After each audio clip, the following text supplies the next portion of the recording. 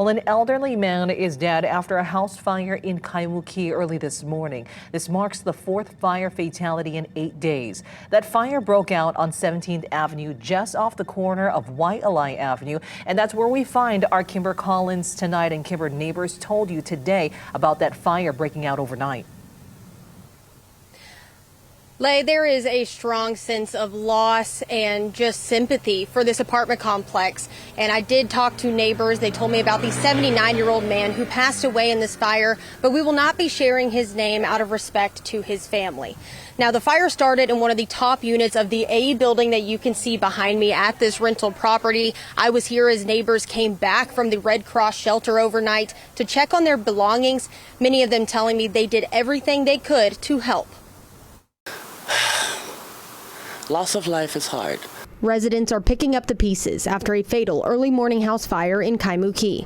Fire trucks arrived just before 12:30 in the morning to battle the second-story flames, but neighbors say they were the first to jump into action. I smelled burning like rubber, so I thought it was inside my house, but nothing was plugged. So I looked in the back to see if my neighbors were burning wood, but the lights were off. So I came outside and I saw a bunch of smoke right outside, and I called the fire department because the smoke was getting really big.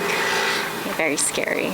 I got on her door, get out, there's a fire, and she woke up and called 911. And I really was doing my best, especially shooting outside with the hose. The firemen weren't here yet, and he got the fire hydrant going, and we can't see anything.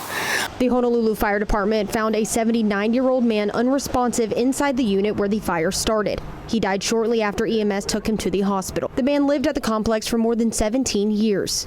I'd say kept to himself, not a troublemaker. And also helping the neighbors when he could. He was a really good guy, really sweet, always happy, very welcoming. So it's really sad that he's...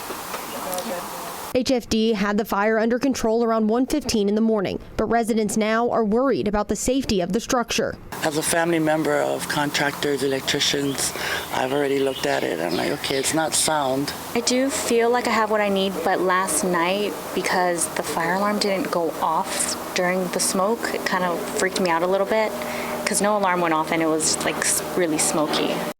Red Cross did come in to help 6 adults and 2 infants that were displaced by the damage. HFD said one other person was injured by the fire and was taken to the hospital for treatment. The cause of the fire is still under investigation.